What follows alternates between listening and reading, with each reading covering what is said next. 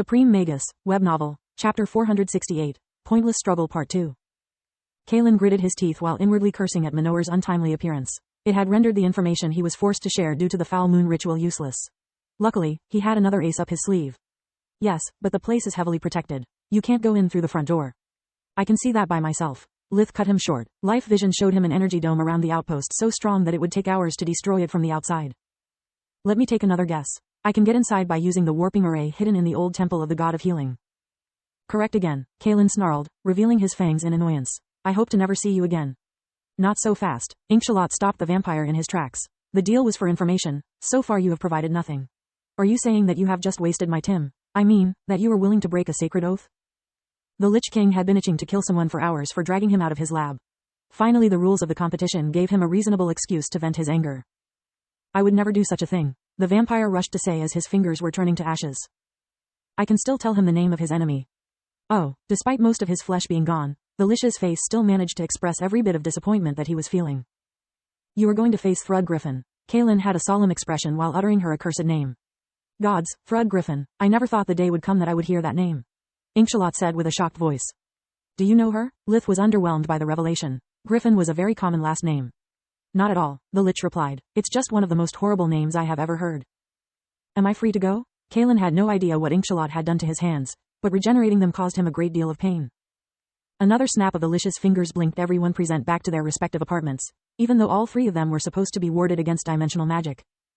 Kalen and Scylla were both quaking in their boots, swearing on their undeath to never meddle with the Council of the Awakened again, no matter the reason. Lith was so pissed off for having gone through all that danger for nothing but a stupid name, that he almost ripped the door of his hotel room off its hinges before taking flight to reach the Mage Association. Damn Manoar, one more hour and I could have gotten actually useful information and some rest. I have nothing to offer the crown except for a name that might well be a pseudonym or just a moniker. He couldn't delay his return. The Mad Professor's hologram was perfectly visible even from Othar. Once the Queen learned about it, she might order a full-scale attack on the outpost. Lith couldn't let Tista, Journey, or Camilla go anywhere near the Carpenter's Nest. The array surrounding it would either kill them or slow them long enough to make their contribution to the fight irrelevant. He had never witnessed Manoar's battle prowess and being paranoid, he assumed the worst. I can only count on myself. Too bad that right now I'm too weakened to face even one carpenter on my own. The only silver lining is that with every breath I take I can feel my body healing and my power growing.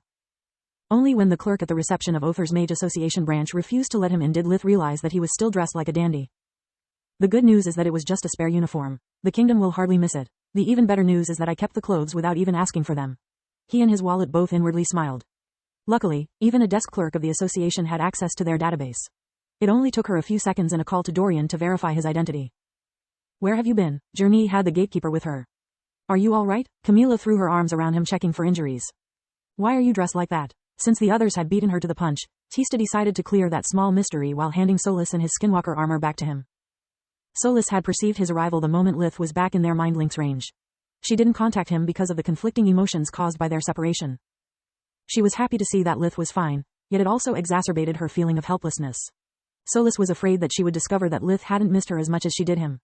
Afraid that he had no use for her anymore, inside or outside the battlefield. During the last few hours, Solis had been surrounded by people, yet had never felt so alone. While others could speak, hold hands in search of comfort, or just take a walk to calm their nerves, she had been stuck in Tista's hand.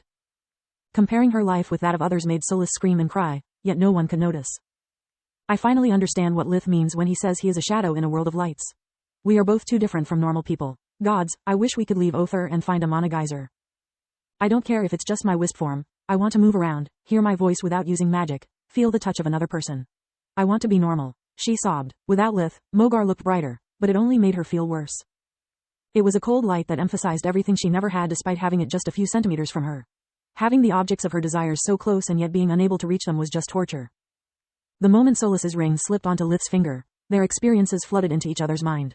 Lith had willingly shared his memories to bring her up to speed, whereas Solis was so overcome with grief that she forgot to hide her feelings. What's this bullshit about you being useless? Lith gave her the telepathic equivalent of a hug. Have you seen what happened to me? How much I missed you. How much I needed you. Not for your abilities, but for who you are.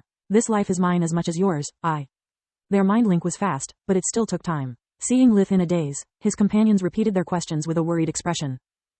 Damn it, I promise you that as soon as we are done here we'll find a Monogizer even if I have to delay finishing my rounds. He thought before focusing on the outside world. Please, I'm dead tired. Lith raised his hands to ask them to let him talk. I know that Professor Minower is in danger, but I need to sit down for a second and tell you what I learned while dealing with the Dawn Court.